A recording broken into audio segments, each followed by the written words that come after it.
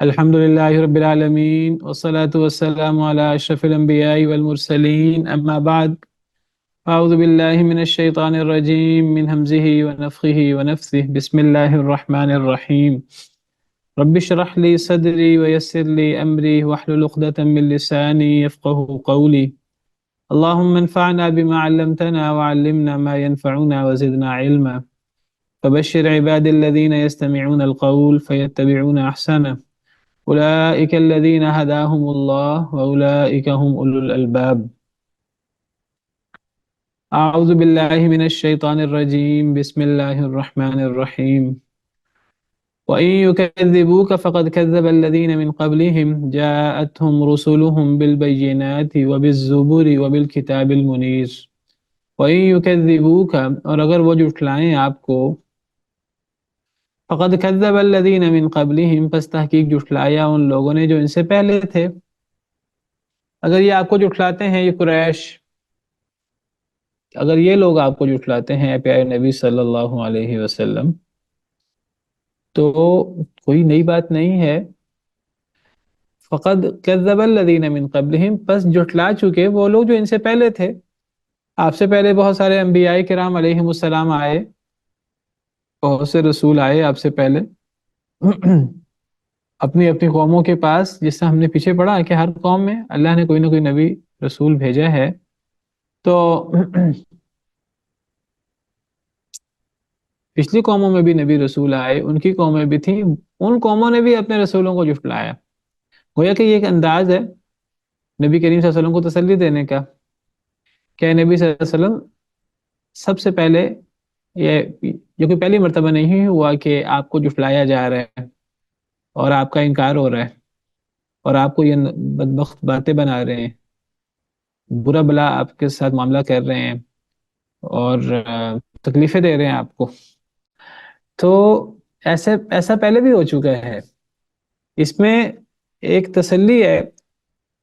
تسلی اس اعتبار سے بھی ہے کہ دو اعتبار سے تسلی ہے. ایک اس اعتبار سے تسلی ہے کہ یہ آپ اکیلے کے ساتھ نہیں ہو رہا. اللہ نے انسان کی بڑی عجیب نفسیات بنائی ہے. جب انسان دیکھتا ہے کہ ایک معاملہ، ایک خرابی میرے علاوہ دوسروں کے ساتھ بھی ہو رہی ہے، تو انسان کو تھوڑا سا ایک حوصلہ ملتا ہے کہ میں اکیلا نہیں ہوں. اگر ایک انسان یہ دیکھے کہ ایک چیز صرف میرے ساتھ ہو رہی ہے، دوسروں کے ساتھ نہیں ہو رہی، تو انسان کہتا ہے میرے ساتھ ہی یہ کیوں. لیکن جب اس کو یہ پتہ لگتا ہے کہ نہیں، یہ معاملہ کوئی میرے ساتھ اکیلا، کوئی خاص معاملہ میرے ساتھ نہیں ہے، یہ اوروں کے ساتھ بھی ہوتا ہے، تو انسان کو ایک حوصلہ ہوتا ہے کہ اس نے بھی برداشت کیا، میں بھی برداشت کر سکتا ہوں. تو یہ ایک تسلی دینے کا انداز ہے. یہ بالکل ایسے جیسے کوئی بندہ، اللہ بچائے ہمیں، اللہ ہمیں عافیت دے، بندہ بیمار ہو تو کسی سے ہم اور وہ تکلیف میں ہو تو کسی کو کہا جائے کہ دیکھیں اور لوگ بھی بیمار ہوتے ہیں، اور لوگ بھی مشکلات کا شکار ہوتے ہیں. تو یہ ایک تسلی اس سے ملتی ہے کہ دنیا میں ہزاروں لوگ ہیں، لاکھوں لوگ ہیں، وہ زیادہ بیمار ہوتے ہیں، کئی دفعہ وہ زیادہ تکلیف میں ہوتے ہیں. تو ایک انسان کا بڑا عجیب ایک نفسیاتی سا انسان، حالانکہ انسان کو یعنی ایک یعنی کوئی دوسرا تکلیف میں ہے، لیکن اس سے ایک یعنی اپنے آپ کو حوصلہ ملتا ہے. اس معنی میں حوصلہ ملتا ہے کہ اگر وہ تکلیف برداشت کر رہے ہیں اور وہ اس تکلیف کے باوجود ہنس رہے ہیں، اپنے معاملات نبھا رہے ہیں، اپنی زندگی گزار رہے ہیں، تو میں کیوں نہیں گزار سکتا. اس اعتبار سے بہت بڑا حوصلہ بھی ہے. تو انسان مشکل میں ہو، اور انسان دیکھے جی اور بہت سارے لوگ مشکل میں، اور یہ بات ہمیں حدیث میں بھی سکھائی گئی کہ اگر ایک انسان کو دنیا میں اپنے سے کمتر لوگوں کو دیکھنا چاہیے. اس سے کیا ہوتا ہے؟ اس سے انسان کو حوصلہ ملتا ہے. انسان کے پاس زیادہ وسائل نہیں ہیں، پے کم ہے، وسائل کم ہیں، یا وہ دیگر مسائل کا شکار ہے، بیماری وغیرہ یا دیگر تکلیفوں کا شکار ہے. تو ہمیں یہی سبق دیا گیا کہ اپنے سے کمتر کو دیکھیں، اس سے یہی قسم کا حوصلہ ملتا ہے. تو یہ ایک انداز ہے تسلی کا. ایک تو اس اعتبار سے تسلی ہے کہ جب دوسرے لوگوں کے ساتھ بھی یہ ہوا تو انہوں نے بھی اس کو برداشت کیا، صبر کیا، تو میں بھی کر سکتا ہوں. تو یہ ایک تسلی کا انداز ہے، فاصبر کما صبر اولو العزم من الرسل۔ اور اس کے اندر ایک اور اعتبار سے بھی تسلی ہے کہ جب پچھلے نبیوں اور پچھلے رسولوں کا بھی انکار ہوا، ان نبیوں نے اپنی اپنی دعوت پیش کی، اللہ نے جو انہیں وحی کی تھی، تو آگے سے لوگوں نے انکار کیا، آخر کار کیا ہوا؟ آخر کار اللہ کی مدد آئی، اور آخر کار انکار کرنے والے نامراد ہوئے، اور نبی کے ساتھ ایمان لانے والے کامیاب ٹھہرے، وہ غالب ہوئے، اور انہیں کو عزت اور غلبہ ملا۔ ہمیشہ سے ایسا ہوا۔ تو گویا کہ اس کے اندر اس انداز سے بھی تسلی ہے کہ بھی پہلے بھی انکار ہوا ہے، تو انکار کر کے کفار نے کیا تیر مار لیا اور کیا انہوں نے حاصل کر لیا؟ کچھ حاصل نہیں کیا، نہ دنیا میں کچھ حاصل کیا، نہ آخرت میں کچھ حاصل کیا۔ نقصان دنیا میں بھی انکار کرنے والوں کا ہوا، اور آخرت میں تو پھر ان کا نقصان ہی نقصان ہے، اور ہمیشہ کے لیے اللہ کا عذاب ہے۔ دنیا میں بھی وہ کوئی کامیاب نہیں ٹھہرے، دنیا میں بھی وہ کوئی بچ نہیں سکے اللہ کے غضب سے، اللہ کے عذاب سے۔ ہاں، وہ اللہ کا غضب، اللہ کا عذاب، وہ بعض دفعہ لیٹ ہو جاتا ہے۔ ہم کہتے ہیں لیٹ نہیں ہوتا، اللہ نے لکھا ہی، اللہ نے مہلت دی ہوتی ہے، تو وہ تھوڑا یعنی اللہ کے حکم کے مطابق اور اللہ کے طے شدہ تقدیر کے مطابق آتا ہے۔ لوگ جو ہیں وہ دھوکے کا شکار ہو جاتے ہیں، وہ سمجھتے ہیں کہ جی ہمیں کبھی پکڑ ہوگی نہیں دنیا میں، اور کئی ایسے غفلت کا اور دھوکے کا شکار ہوتے ہیں کہ وہ اپنے آپ کو خدا سمجھنا شروع کر دیتے ہیں، اللہ معاف کرے، اور بڑی سرکشی کا مظاہرہ کرتے ہیں، اور اپنے آپ کو فرعون سمجھ لیتے ہیں، والعیاذ باللہ۔ تو یہ بڑا ایک حوصلہ دینے کا انداز ہے۔ وَإِن يُكَذِّبُوكَ فَقَدْ كَذَّبَ الَّذِينَ مِن قَبْلِهِمْ۔ اگر انہوں نے آپ کو جھٹلایا تو یہ تو بس تحقیق جھٹلایا ہے ان سے پہلے لوگوں نے بھی، یہ پہلی دفعہ آپ کے ساتھ نہیں ہوا، پہلے بھی ایسا ہوتا رہا ہے۔ جاءتهم رسلهم بالبينات، آئے تھے ان کے پاس ان کے رسول روشن نشانیاں لے کر، وبالزبر، اور صحیفے لے کر، وبالکتاب المنیر، اور روشن کرنے والی کتاب لے کر۔ تو پچھلے انبیاء کرام علیہم السلام بھی ان کے پاس بھی بڑی روشن نشانیاں، معجزات، صحیفے، روشن کتاب ان کے پاس تھی، تو ان کے پاس بھی یہ چیزیں موجود تھیں، لیکن اس کے باوجود لوگوں نے انکار کیا ان کا۔ اس سے پتہ لگتا ہے کہ جب لوگ انکار کرتے ہیں تو یہ نہیں، یعنی اس سے یہ پریشانی لاحق نہیں ہونی چاہیے انکار کیوں ہو رہا ہے۔ انکار کی وجہ جو ہے یہ نہیں ہوتی کہ شاید حق نہیں ہے دعوت دینے والے کے پاس، نہیں، انکار کرنے والوں کی اپنی خباثت بھی ہوتی ہے۔ بعض دفعہ لوگ کسی کی بات نہیں مانتے، وہ اس لیے نہیں مانتے کہ اگلے بندے کی دعوت صحیح نہیں ہے، لیکن کئی دفعہ ایسا ہوتا ہے کہ لوگ کسی کی بات اس لیے نہیں مانتے کہ ماننا نہیں چاہتے۔ دعوت دینے والے کی دعوت میں کوئی کمی نہیں ہے، دعوت دینے والے کے پاس کتاب بھی موجود ہے، روشن نشانیاں بھی موجود ہیں، بینات بھی موجود ہیں، لیکن اگلے لوگ جو ہیں وہ بغاوت کا اظہار کر رہے ہیں، اگلے لوگ خباثت کا اظہار کر رہے ہیں، مظاہرہ کر رہے ہیں۔ تو پچھلے انبیاء و رسول بھی نبی کریم صلی اللہ علیہ وسلم کی طرح روشن نشانیاں لائے تھے، صحیفے لائے تھے، روشن کتاب لائے تھے، اس کے باوجود انکار کرنے والوں نے انکار کیا۔ تو اللہ کے رسول، آپ بھی یہ روشن نشانی اور یہ چیزیں لائے ہیں، اگر انکار کرنے والے انکار کر رہے ہیں تو اس میں آپ کا کوئی قصور نہیں ہے، آپ کی دعوت کا کوئی قصور نہیں ہے۔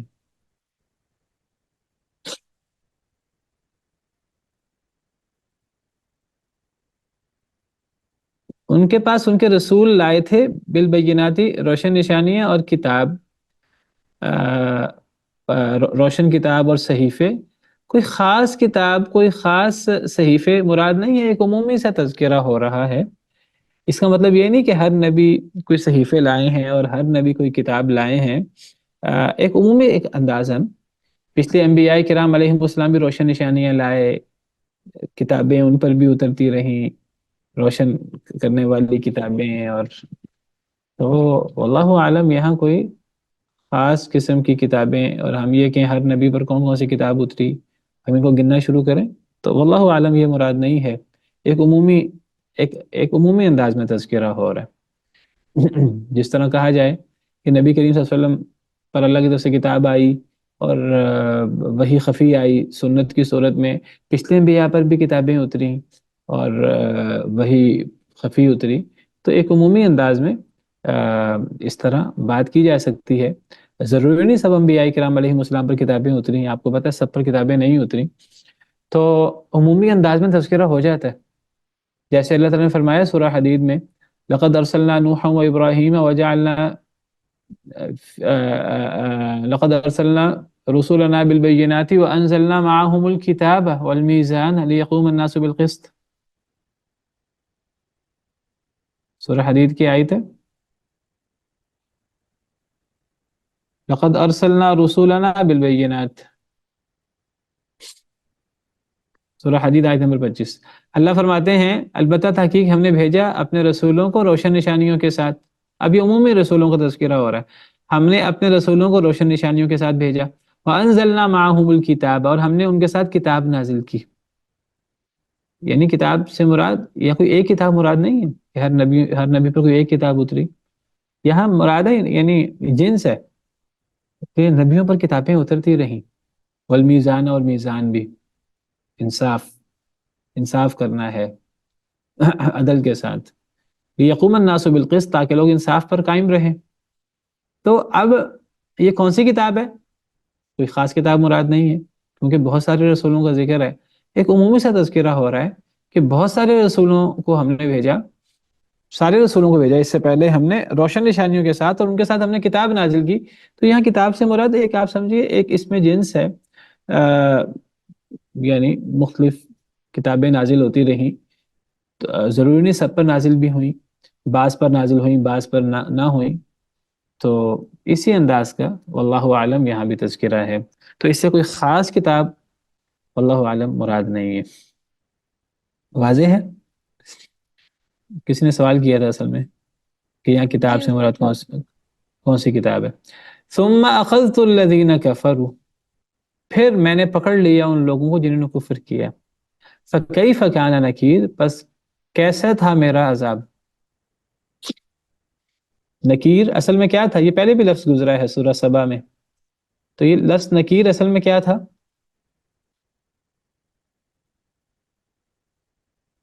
جی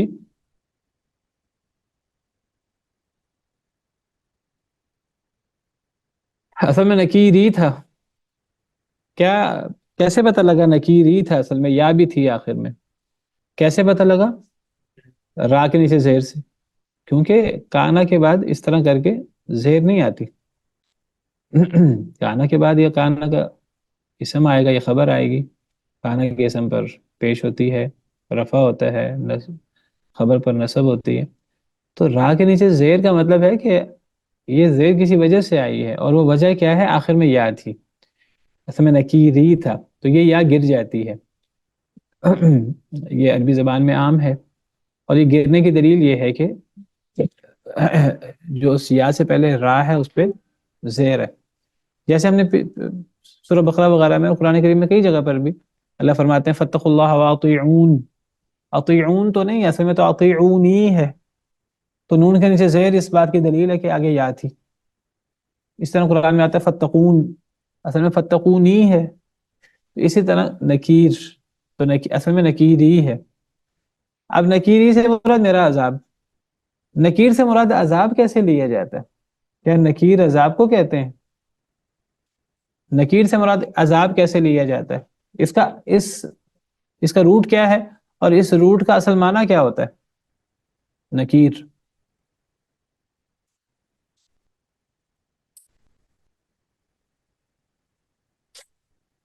اس کا روٹ ہے نون کاف را، نکرہ معرفہ، منکر معروف، اسی سے ہی ہے۔ تو نکیر، نکرہ، نکرہ ہم کہتے ہیں عربی میں یا اردو میں نکرہ معرفہ، کامن ناؤن، پراپر ناؤن، تو معرفہ آپ سمجھیے خاص چیز اور نکرہ عام چیز. تو جس چیز کو انسان پسند کرتا ہے وہ یہ ہے کہ وہ معروف ہے، وہ اچھی چیز ہے، اور جس کو انسان پسند نہیں کرتا وہ ایک منکر، ایک عام چیز ہوتی ہے. منکر کہتے ہیں برائی کو، انسان کی فطرت کے مطابق نہیں ہے، اس لیے اسے منکر کہتے ہیں، انسان اس کو پہچانتا نہیں ہے. اور معروف نیکی کو کہتے ہیں. اصل میں معروف کا مطلب ہے جانی پہچانی چیز. اصل میں فطرت کے اعتبار سے نیکی جانی پہچانی ہے. ہر انسان کے اندر اللہ نے نیکی کی محبت ڈالی ہے. وَنَفْسٍ وَمَا سَوَّاهَا فَأَلْهَمَهَا فُجُورَهَا وَتَقْوَاهَا، نفس کی قسم اور اس کی قسم جس نے نفس کو پیدا، جس نے نفس کو درست کیا ہے. سورہ شمس میں اللہ فرماتے ہیں نفس کی بھی قسم اور نفس کو ٹھیک ٹھاک کرنے والے اللہ رب العالمین کی قسم. فَأَلْهَمَهَا فُجُورَهَا وَتَقْوَاهَا، اللہ نے اس نفس میں اچھی باتیں بھی الہام کی ہیں اور بری باتیں بھی الہام کی ہیں، بتایا ہے کہ کیا چیز اچھی کیا چیز بری ہے. تو اللہ نے چیزیں فطرت میں رکھی ہیں، تو انسان کو اچھی چیز اچھی لگتی ہے اور انسان کو نیکی اچھی لگتی ہے، بری چیز بری لگتی ہے. اگر انسان فطرت سلیمہ پر ہو تو انسان کو ہر نیکی اچھی لگتی ہے، ہر اچھا کام اچھا لگتا ہے، اور ہر برا کام انسان کو برا لگتا ہے. وہ جب کسی انسان کی فطرت مسخ ہو جاتی ہے تو انسان کو برائیاں اچھی لگنا شروع ہو جاتی ہیں. یہ وہی بات ہے وہ جو ہم نے پیچھے پڑھا سورہ فاطر میں ہی، أَفَمَنْ زُيِّنَ لَهُ سُوءُ عَمَلِهِ فَرَآهُ حَسَنًا، کہ کسی شخص کے برے عمل کو اس کے لیے مزین کر دیا جاتا ہے تو وہ اپنے برے عمل کو اچھا سمجھنا شروع کر دیتا ہے. تو بعض دفعہ انسان، کئی ایسے بدبخت ہیں وہ زنا کو اچھا سمجھنا شروع کر دیتے ہیں، اللہ معاف کرے اللہ معاف کرے، فحاشی کو اچھا سمجھنا شروع کر دیتے ہیں، سود کھانے کو اچھا سمجھنا شروع کر دیتے ہیں، اس کی تعریفیں کرنا شروع کر دیتے ہیں. اگر تو ان کو دل سے وہ چیزیں، پہلی بات ہے وہ دل سے چیزیں کبھی بھی ان کو اچھا نہیں لگتی، وہ غلط طور پہ اس کا اظہار کر رہے ہوتے ہیں اپنے آپ کو گلٹی سے بچانے کے لیے اور اپنی غلط باتوں کو جواز مہیا کرنے کے لیے. اور اگر دل سے بھی اس کو اچھا سمجھتے ہیں بالفرض تو ان کی فطرت مسخ ہوئی ہوئی ہے. کئی لوگ شراب کو اچھا سمجھتے ہیں. تو نیکی انسان کو اچھی لگتی ہے معروف، اور برائی انسان کو اچھی نہیں لگتی، اس لیے وہ نکرہ ہے، وہ منکر چیز ہے، وہ اجنبی چیز ہے، وہ جانی پہچانی نہیں ہے انسان کے مزاج کو. اسی طرح انسان کو نعمتیں اچھی لگتی ہیں، نعمتیں گویا کہ معروف ہیں. انسان کو نعمتیں اچھی لگتی ہیں، انسان کا دل کرتا ہے مجھے نعمتیں ملیں. اور انسان کو جو چیز نعمتوں کے الٹ ہے، یعنی تکلیف ہے، عذاب ہے، وہ انسان کو اچھا نہیں لگتا، وہ اجنبی چیز ہے انسان کی مزاج کے لیے، انسان کی طبیعت کے لیے. تو عذاب کو نکرہ کہہ دیتے ہیں، نکیر کہہ دیتے ہیں عذاب کو، اس معنی میں کہ نکرہ سے ہے، نون کاف را سے. تو فَكَيْفَ كَانَ نَكِيرٌ، پس کیسا رہا میرا عذاب، یعنی ایسی چیز میں نے تم پر بھیجی جو میری طرف سے آئی تھی جو تمہیں اچھی نہیں لگتی، وہ تمہارے نفسوں کو کے لیے وہ ایک اجنبی چیز ہے، نفس اس کو پسند نہیں کرتے، وہ نفسوں وہ جانوں کے، تمہاری جانوں کے لیے ایک اجنبی چیز ہے. تو عذاب کو نکیر کہہ دیتے ہیں. تو اللہ تعالیٰ فرماتے ہیں کہ اے نبی صلی اللہ علیہ وسلم، اگر آپ کو یہ جھٹلاتے ہیں بدبخت تو آپ گھبرائیں نہیں، آپ اسے دل چھوٹا نہ کریں.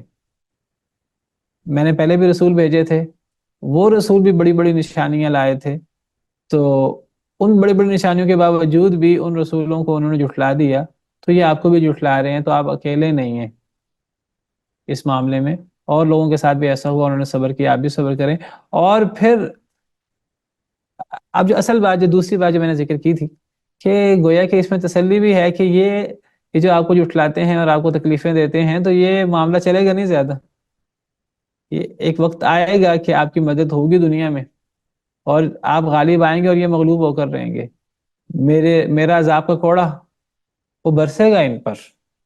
ان ربک لبالمرصاد، اللہ تو گھات میں ہے، اللہ نے تو بدلہ لینا ہے، اللہ نے تو اپنے نبیوں کی مدد کرنی ہے. کتب اللہ لاغلبن انا ورسلی.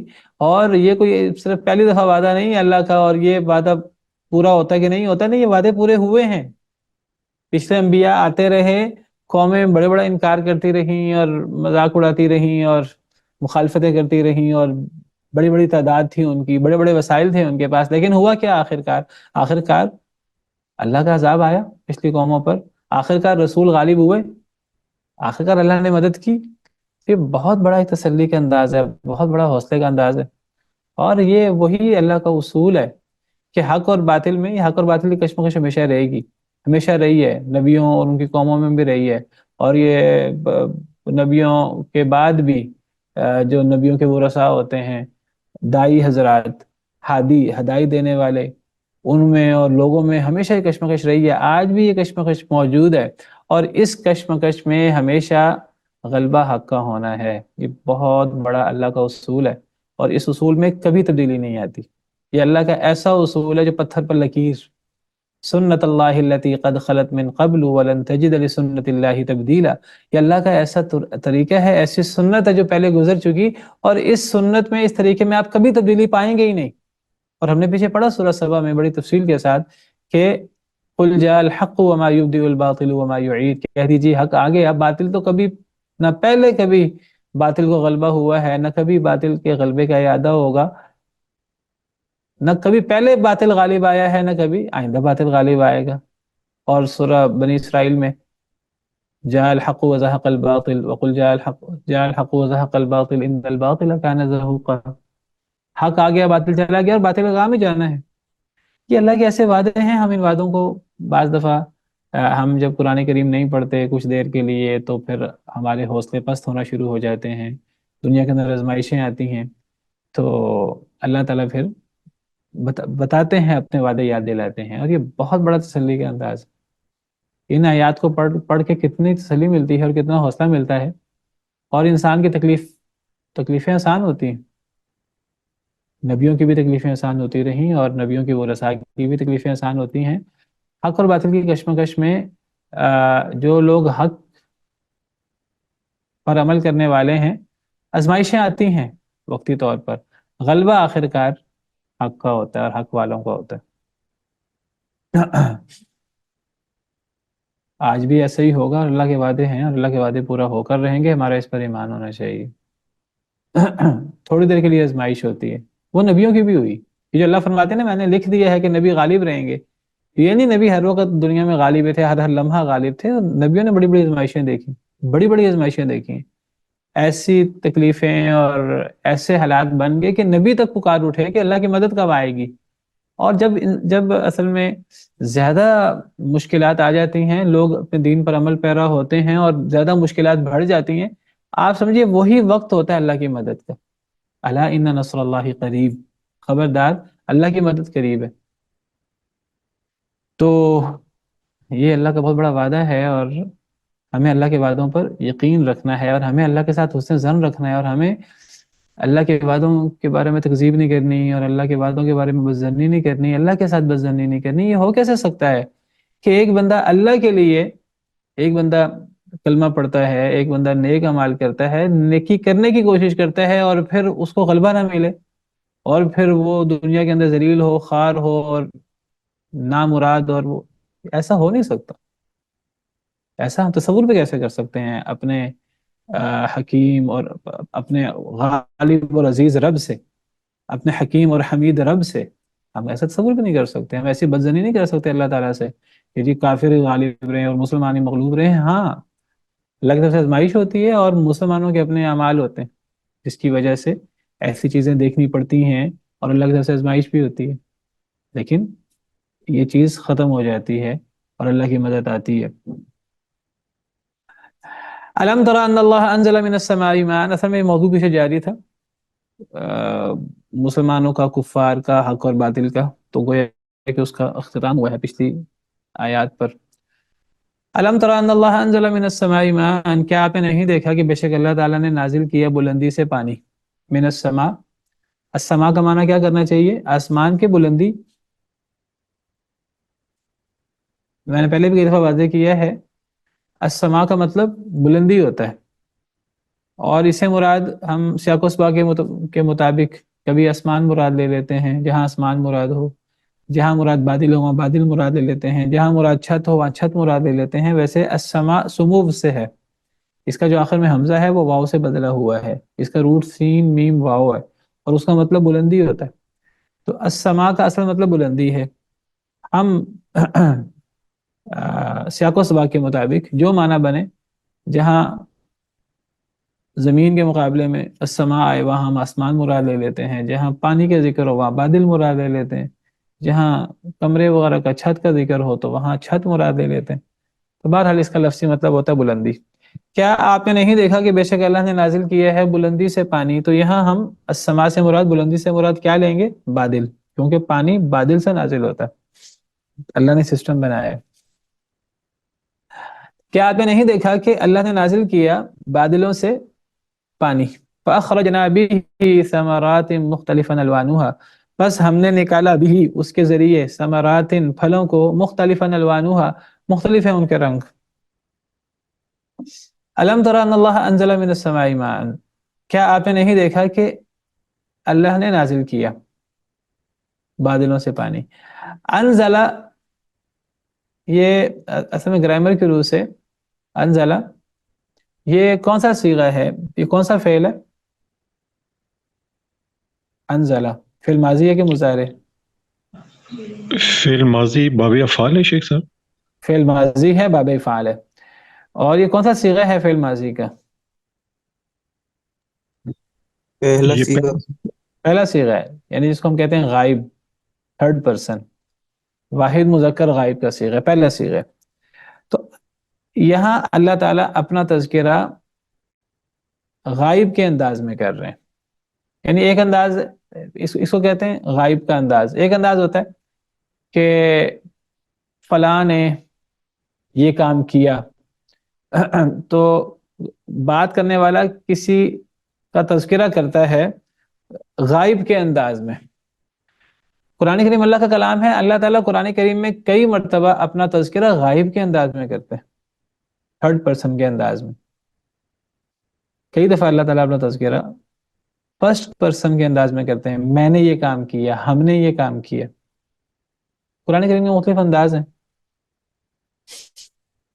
کئی دفعہ اللہ تعالیٰ اپنا تذکرہ سیکنڈ پرسن کے انداز میں کرتے ہیں، جیسے سیکنڈ پرسن مخاطب، یعنی بات کرنے والا کوئی اور ہے اور جس سے وہ بات کر رہا ہے وہ سیکنڈ پرسن ہے، وہ مخاطب ہے۔ مثلا قرآن میں ایاک نعبد و ایاک نستعین، الحمدللہ رب العالمین سورہ فاتحہ، تو یہاں اللہ کا تذکرہ یعنی غائب کے انداز میں ہو رہا ہے، حاضر کے انداز میں ہو رہا ہے کہ متکلم کے انداز میں ہو رہا ہے؟ First person, second person, third person, الحمدللہ رب العالمین میں۔ جی تھرڈ پرسن یا تھرڈ پرسن کے انداز میں ہو رہا ہے کہ اللہ خود ہی تعریف کر رہے ہیں، اللہ تعالیٰ اپنی ہی تعریف تھرڈ پرسن کے انداز میں کر رہے ہیں۔ تمام تعریفیں، یعنی یہ کس کا کلام ہے؟ اللہ کا کلام ہے، اللہ اپنے ہی کلام میں فرما رہے ہیں، اللہ اپنا تذکرہ تھرڈ پرسن کے انداز میں کر رہے ہیں۔ یہ قرآن کریم میں مختلف انداز ہیں۔ تمام تعریفیں اللہ کی ہیں جو تمام جہانوں کا رب ہے، جو رحمان ہے، جو رحیم ہے، مالک یوم الدین، جو مالک ہے قیامت کے دن کا، جزا کے دن کا۔ ایاک نعبد و ایاک نستعین، یہاں اللہ کا تذکرہ کس انداز سے ہوا؟ سیکنڈ پرسن، مخاطب کے انداز میں۔ گویا کہ فرسٹ پرسن کون ہوا؟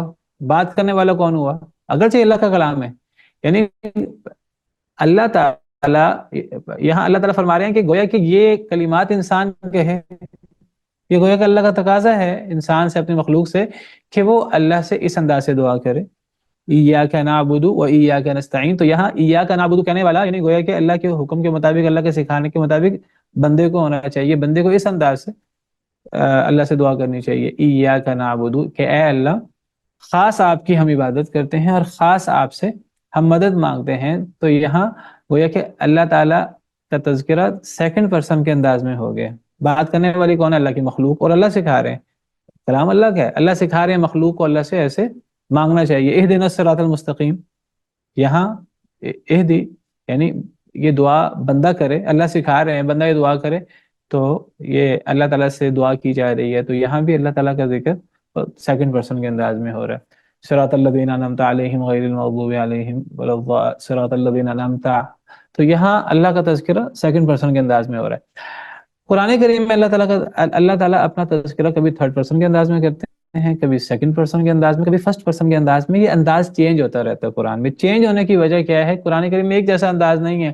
ایک جیسا انداز ہونا تو بندہ کئی دفعہ بوریت کا شکار ہو جائے۔ اور زبان کے اندر بھی عرب لوگ فصاحت و بلاغت میں بہت آگے تھے، تو وہ اپنے انداز کو چینج کرتے رہتے تھے تاکہ سننے والا جو ہے وہ ایک جیسا انداز نہ سنے۔ تو کہیں اللہ کا تذکرہ وہ غائب کے انداز میں ہوتا ہے، کہیں اللہ کا تذکرہ حاضر کے انداز میں، کہیں اللہ کا تذکرہ متکلم کے انداز میں۔ اچھا، کئی دفعہ یہ جو انداز بدلتا ہے نا، کئی دفعہ تو الگ الگ آیتوں میں انداز چینج ہو جاتا ہے، کئی دفعہ ایک ہی آیت میں اللہ تعالیٰ انداز چینج کر دیتے ہیں۔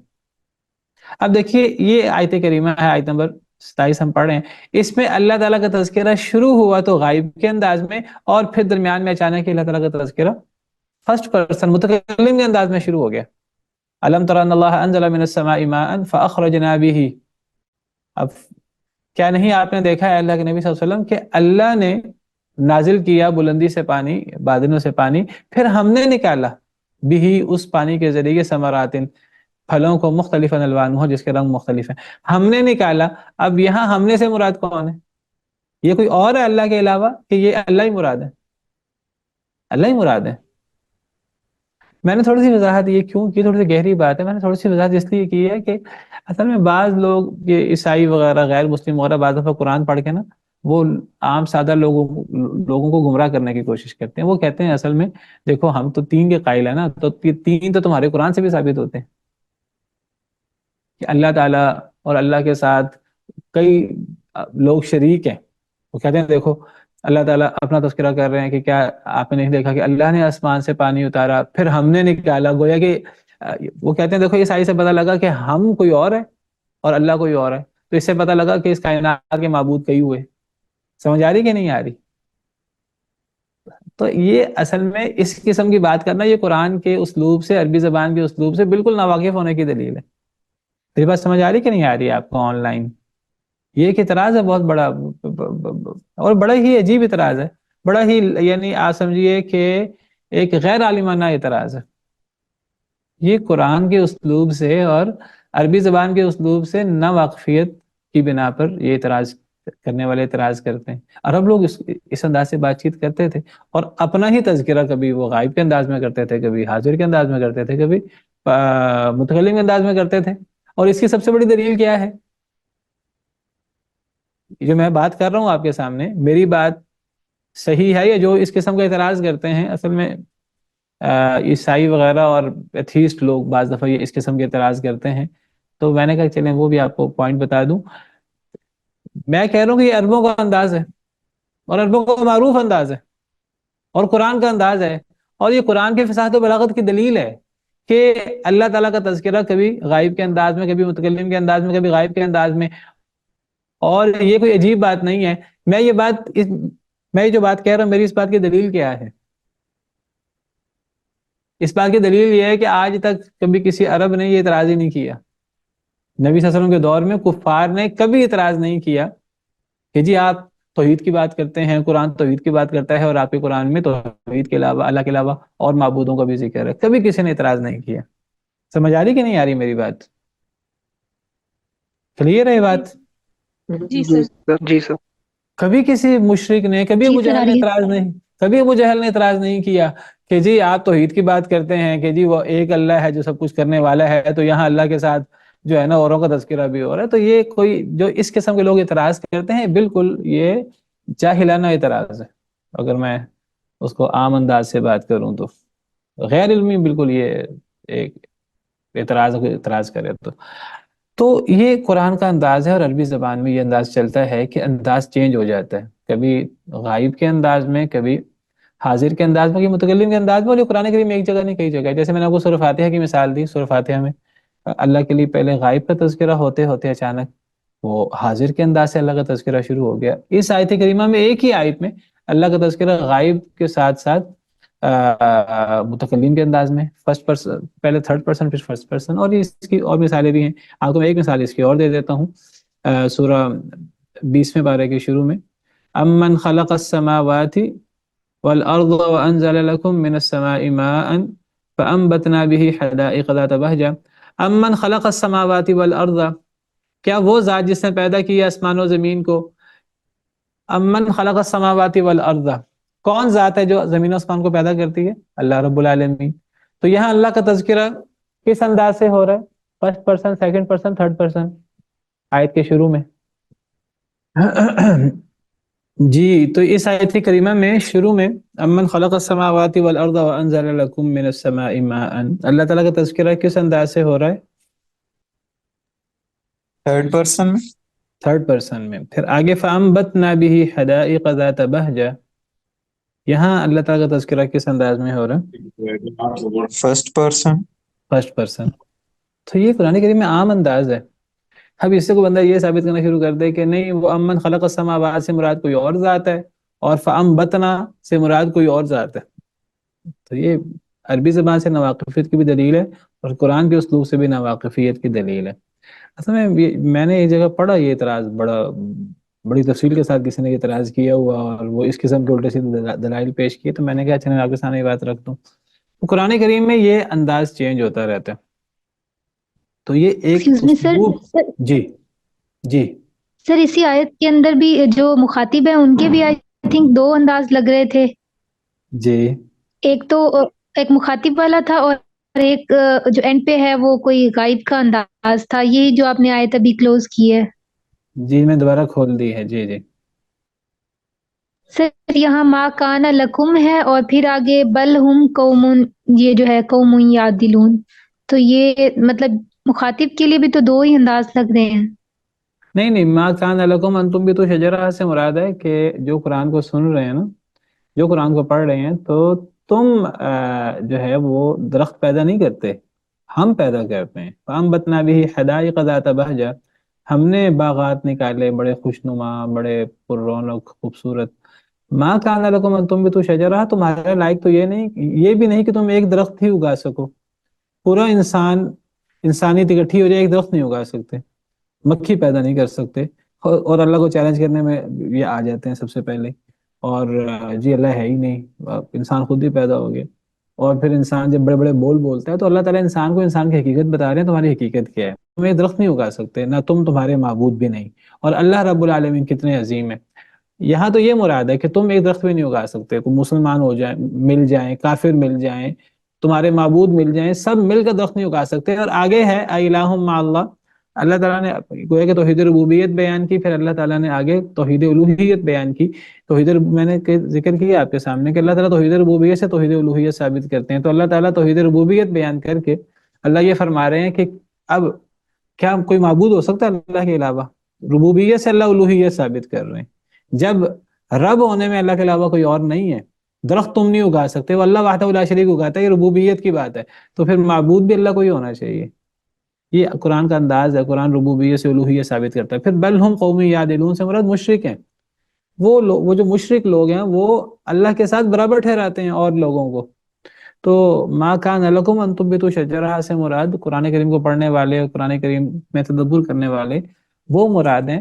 مسلمان قرآن کو پڑھے یا کوئی کافر قرآن کو پڑھے، مشرک پڑھے، تو اللہ تعالیٰ اس کو سمجھا رہے ہیں. اور پھر بل ہم قوم یعدلون سے مراد مشرک لوگ ہیں جو اللہ کے ساتھ شرک کرتے ہیں. اللہ فرماتے ہیں کہ وہ ان سب چیزوں کو غور کرنے کے بعد، دیکھنے کے باوجود بھی کیسے ان کے دماغ بند ہوئے ہیں کہ وہ پھر اللہ کے ساتھ اور لوگوں کو برابر کر دیتے ہیں، لات کو، منات کو، عزا کو، فلاں فلاں کو. اور ہمارے ہاں آپ دیکھیے مسلمانوں میں لوگ اللہ کے ساتھ اللہ کی مخلوق کو برابر کیے بیٹھے.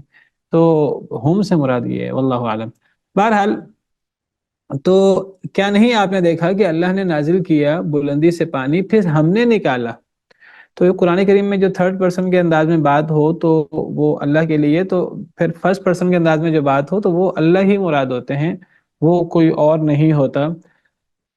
تو یہ صرف ایک اسلوب چینج ہو جاتا ہے. اور اسلوب چینج کیوں ہوتا ہے؟ ایک تو عربی زبان کے اسالیب میں سے ایک اسلوب ہے اور قرآن کریم فصیح عربی میں ہے. اور اسلوب چینج ہونے کی ایک بڑی وجہ یہ بھی ہوتی ہے کہ ایک انسان جو قرآن سن رہا ہے تو وہ قرآن سنتے سنتے وہ فیڈ اپ نہ ہو جائے، وہ انسان سنتے سنتے تھک نہ جائے. قرآن کا ایسا اسلوب ہے کہ قرآن جو سنتا ہے وہ سنتا جاتا ہے. ایک پارہ، دو پارے جن کو سمجھ آتی ہے، جو عربی اسلوب سے اور قرآن کے اسلوب سے واقف ہیں، قرآن سے کبھی انسان اکتاتا نہیں ہے.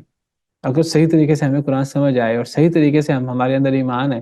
صحابہ کرام اس لیے لمبا لمبا قرآن پڑھتے تھے، اور وہ نبی کریم صلی اللہ علیہ وسلم اور صحابہ کرام، اور وہ پڑھتے جاتے تھے اور وہ تھکتے نہیں تھے قرآن کے اس اسلوب کی وجہ سے. اور اس اسلوب کی وجہ سے انسان اکتاتا نہیں ہے، انسان کا دل لگا رہتا ہے قرآن میں. کیا نہیں آپ نے دیکھا کہ اللہ نے نازل کیا بادلوں سے پانی، پھر ہم نے نکالا اس کے ذریعے ثمرات، ان پھلوں کو، مختلف الوانہ، جس کے رنگ مختلف ہیں. اچھا، اب اللہ تعالیٰ اپنی عظمت ایک اور انداز سے بیان فرما رہے ہیں. اب اللہ تعالیٰ فرما رہے ہیں اللہ کی عظمتوں میں سے بادل اور بادلوں سے پانی کا اترنا، میں ذکر کر چکا ہوں یہ اللہ کی کتنی بڑی قدرت ہے، اور اللہ تعالیٰ اس کو اپنی کتنی بڑی قدرت کے طور پہ بیان کرتے ہیں. اور یہ بارشیں برسانا، بارش برسانا، اس کے اندر اللہ کی کتنی یعنی متعدد قسم کی اللہ کی بڑی بڑی قدرتیں ہیں. کس طرح بادل اکٹھے ہوتے ہیں، کس طرح ہوائیں چلتی ہیں، کس طرح ہوائیں بادلوں کو اوپر تلے جوڑتی ہیں، پھر کس طرح بارش ہوتی ہے، پھر بارش کتنی ہوتی ہے، اور پھر بارش زمین پہ پڑتی ہے، پھر زمین سے جو ہے وہ زمین زندہ ہوتی ہے. پھر بارش زمین میں پڑتی ہے تو زمین سے فصلیں نکلتی ہیں، باغات نکلتے ہیں. وہ جو باغات نکلتے ہیں نا، پھلوں کا ذکر ہے. پھر ہم نے نکالا اس پانی کے ذریعے پھلوں کو، مختلف الوانها، ان کے رنگ مختلف ہیں. اب اللہ تعالیٰ یہاں اپنی قدرت ایک اور عجیب انداز سے بیان فرما رہے ہیں. ایک تو اللہ نے فرمایا کہ اس پانی سے پھل نکلتے ہیں، حالانکہ اس پانی سے پھل بھی اگتے ہیں، سبزیاں بھی اگتی ہیں. تو جب اللہ تعالیٰ پھلوں کا تذکرہ کرتے ہیں تو چونکہ پھل یہ لگژری اور تعیش میں آتا ہے، پھل انسان کی ضرورت نہیں ہے کہ انسان اس سے اپنا کھانا پینا، یہ نہیں انسان کرتا عام طور پہ. پھل سے انسان، پھل سے عام طور پر کھانے پینے کے بعد لذت اٹھانے کا کام کرتا ہے. تو جو اللہ انسان کے تعیش کا سامان کرتا ہے تو انسان کی ضرورت کا سامان کیوں نہیں کرے گا؟ تو اکثر جب پھلوں کا ذکر ہوتا ہے تو اس کے اندر اگرچہ وہ تعیش ہے، وہ تحسینیات ہے، وہ لگژری ہے، اس کے اندر انڈرسٹوڈ ہے کہ جو اللہ انسان کی تعیش کا انتظام کرتا ہے تو وہ اللہ تعالیٰ انسان کی ضرورت کا تو بالولا انتظام کرے گا. تو اللہ نے اس پانی سے سب سے پہلے گندم، آٹا، چاول، اور یہ ہماری کھانے پینے کی ضرورتیں، دالیں وغیرہ، یہ اللہ نے پیدا کی، اور اللہ نے اس کے ساتھ پھل پیدا کیے. اچھا، اب اللہ پھلوں کا ذکر کرتے ہوئے اللہ تعالیٰ جو ہے وہ پھلوں کے رنگ ذکر کر رہے ہیں. اب یہ اللہ کی ایک عظیم قدرت ہے، رنگ. اور یہ رنگ صرف پھلوں میں نہیں ہے. وَمِنَ الْجِبَالِ جُدَدٌ بِيضٌ وَحُمْرٌ مُخْتَلِفٌ أَلْوَانُهَا وَغَرَابِيبُ سُودٌ. اور پہاڑوں میں بھی سیاہ، سفید، جدد، سیاہ. اصل جدد سے مراد اصل میں سیاہ نہیں ہوتا، نقش دار.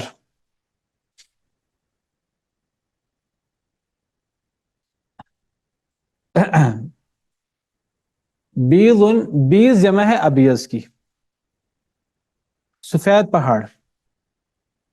اور حمر یہ جمع ہے احمر کی، اور یعنی سرخ پہاڑ. اور مختلف الوانها، مختلف رنگ ہیں.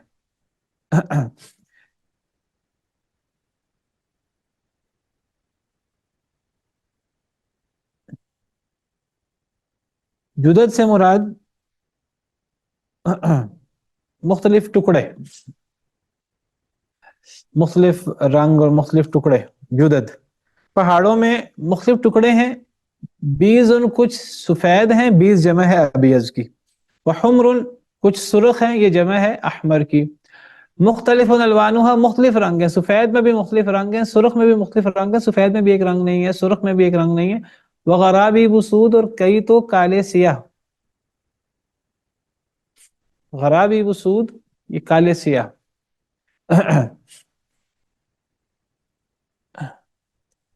تو پہاڑوں میں بھی مختلف رنگ ہیں. جس طرح پھلوں کے مختلف رنگ ہیں، اسی طرح پہاڑوں کے بھی مختلف رنگ ہیں. پہاڑوں میں سفید رنگ بھی ہے، سرخ رنگ بھی ہے، اور کالا سیاہ رنگ بھی ہے، اور ان کے رنگ بھی مختلف ہیں. یہ جو رنگ، تین رنگ بڑے بیان کیے، ان تین رنگوں کے اندر بھی بڑے ذیلی قسم کے رنگ ہیں. تو جس طرح پھلوں کے رنگ ہیں، اسی طرح پہاڑوں کے بھی مختلف رنگ ہیں. یہ رنگ صرف پھلوں میں اور پہاڑوں میں نہیں ہے. وَمِنَ النَّاسِ وَالدَّوَابِّ وَالْأَنْعَامِ مُخْتَلِفٌ أَلْوَانُهُ كَذَلِكَ. اور لوگوں میں اور جانوروں میں، چپائیوں میں اور جانوروں میں مختلف رنگ ہیں، اسی طرح جس طرح پھلوں میں مختلف رنگ ہیں. آپ دیکھیں تربوز دیکھیں کیسے سرخ ہوتا ہے، آم دیکھیں کیسے یلو ہوتا ہے، انگور دیکھیں آپ، اس کا الگ رنگ ہے، کھجوروں کا اپنا رنگ ہے. مختلف قسم کے پھلوں کا رنگ، پہاڑوں کا رنگ.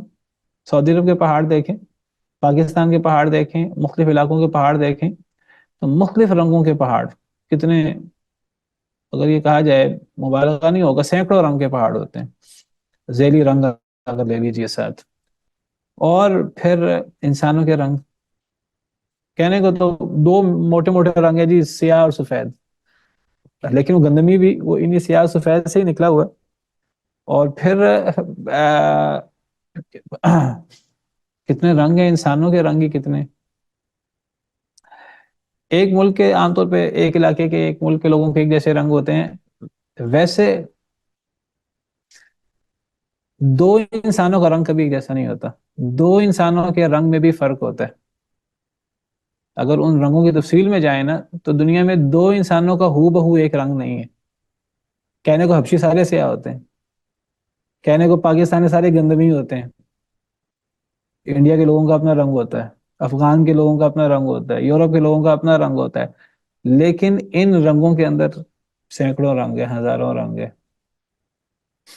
جس طرح دو لوگ آپس میں ملتے نہیں ہیں، ایک جیسے ایک علاقے کے لوگ ملتے جلتے ہوتے ہیں شکل و شباہت کے اعتبار سے، لیکن دو لوگ وہ آپس میں ٹوئنز بھی ہوں، آئیڈینٹیکل ٹوئنز بھی ہوں، ان کے اندر بھی فرق ہوتا ہے۔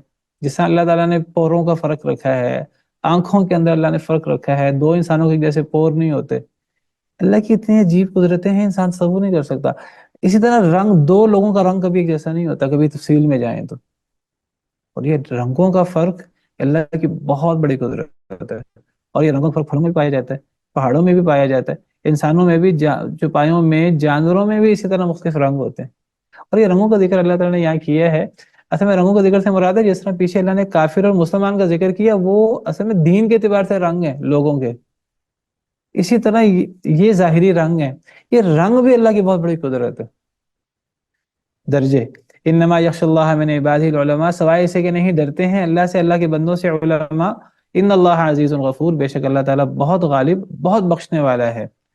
تو اللہ تعالیٰ فرما رہے ہیں جس طرح لوگوں کے دین کے اعتبار سے رنگ ہے، کوئی دین کے رنگ کے اعتبار سے کافر ہے، کوئی منافق ہے، کوئی مسلمان ہے، کوئی زندہ ہے، کوئی مردہ ہے، جیسا پچھلے رکوع میں ہم نے تفصیلات پڑھی، تو اسی طرح ظاہری طور پر بھی رنگ ہوتے ہیں، انسانوں کے بھی، جانوروں کے بھی، پھلوں کے بھی، پہاڑوں کے بھی، ہر چیز میں مختلف رنگ ہیں۔ اور یہ رنگ اللہ کی بہت بڑی قدرت ہے، اتنی بڑی قدرت ہے جتنی بڑی قدرت زمین و آسمان کی تخلیق ہے۔ قرآن کریم میں ایک آیت میں اللہ نے زمین و آسمان کی تخلیق کو اور رنگوں اور زبانوں کے اختلاف کو اللہ نے ایک جگہ ذکر کیا ہے۔ انشاءاللہ کل باقی۔ سبحان ربک رب العزت عما یصفون وسلام علی المرسلین والحمد للہ رب العالمین۔